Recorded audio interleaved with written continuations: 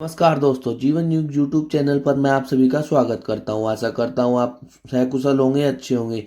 और आज हम बात करने जा रहे हैं श्रीदेवी की। आशा करता हूं आप शुरू से आखिर तक जुड़े रहेंगे और चैनल को लाइक, शेयर और सब्सक्राइब करना नहीं भूलेंगे। तो बात करते हैं शुरुआती दौर से।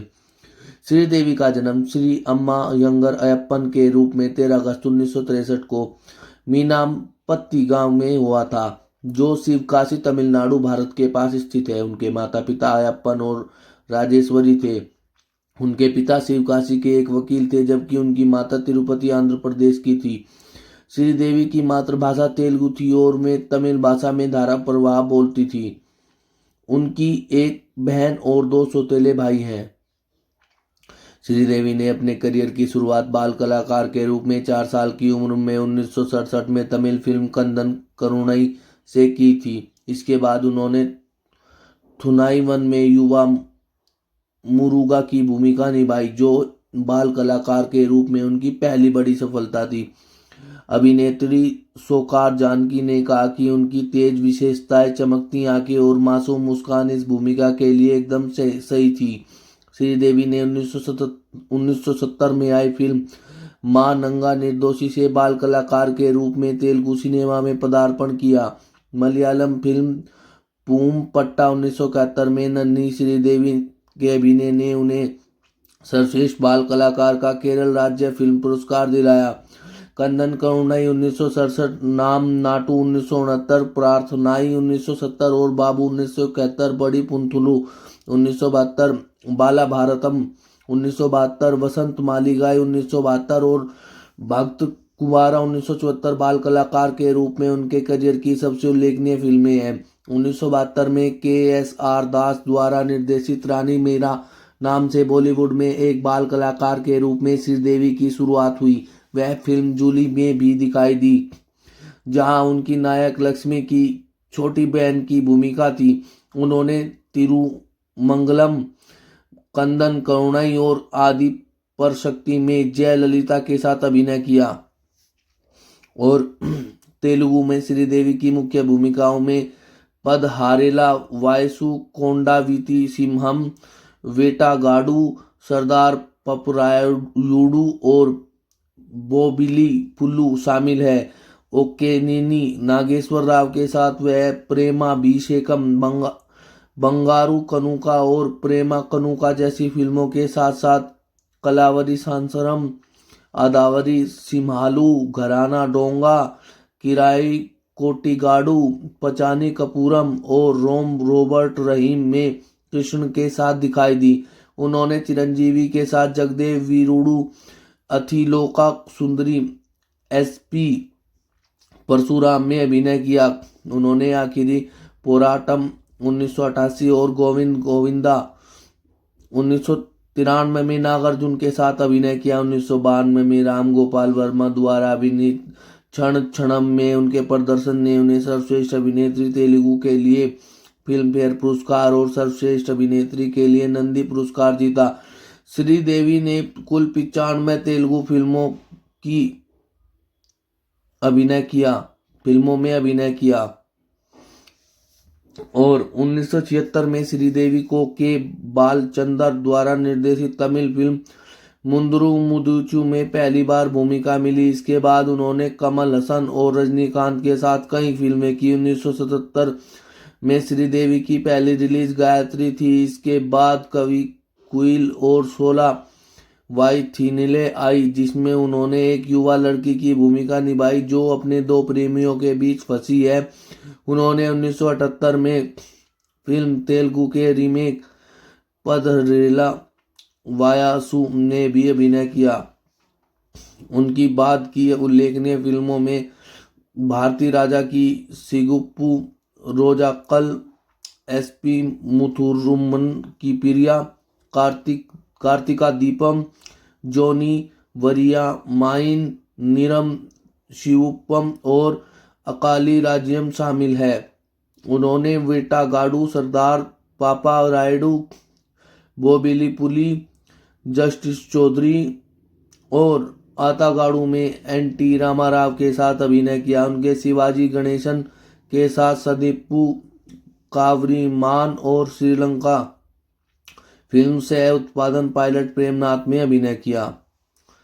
और श्रीदेवी ने 1979 में 16वां सावन फिल्म से हिंदी फिल्मों में नायिका के रूप में पदार्पण किया। 4 साल बाद उन्हें जितेंद्र के साथ हिम्मत वाला तेलुगु फिल्म उरुकी मोनागाडू 1981 का रीमेक में मुख्य भूमिका निभाने के लिए चुना गया। यह फिल्म 1983 में रिलीज हुई और उस वर्ष की सबसे अधिक कमाई करने वाली हिंदी फिल्मों में से एक थी। इसने श्रीदेवी का बॉलीवुड में स्थापित किया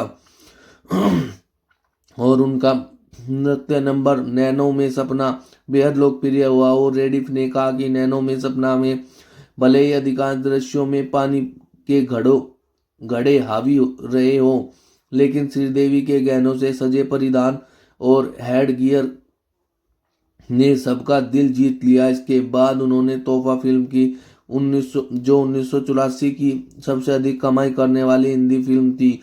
इस फिल्म ने श्रीदेवी को बॉलीवुड की अग्रणी अभिनेत्रियों में से एक के रूप में स्थापित किया और फिल्मफेयर पत्रिका ने उन्हें अपने करियर कवर पर निसंदेह नंबर 1 पर घोषित किया। और जितेंद्र श्रीदेवी की जोड़ी ने एक साथ 16 फिल्में की, जिनमें मतवाला, जाने दुश्मन, जस्टिस चौधरी, मवाली, अकलमंद, तोहफा, बलिदान, औलाद, सुहागन, घर संसार, धर्म अधिकारी, सोने पे सुहागा, आग और 16, हिम्मत और मेहनत, सरफरोश। हालांकि श्रीदेवी को व्यापक आलोचनात्मक प्रशंसा सदमा 1983 से मिली। उनकी तमिल फिल्म मुन्मुद्रुम पिरई की रीमेक सदमा को आईडीवा की 10 अवश्य देखने योग्य फिल्मों जो ब्लॉकबस्टर नहीं थी की सूची में शामिल किया गया। स्मृति भ्रंश से पीड़ित एक बच्ची महिला के रूप में श्रीदेवी के अभिनय को इंडियन एक्सप्रेस वे ने उनके शानदार करियर में एक मील का पत्थर बताया। श्रीदेवी को मिड डे की बॉलीवुड अभिनेता द्वारा निभाई गई चुनौतीपूर्ण भूमिकाओं की सूची में भी शामिल किया गया था।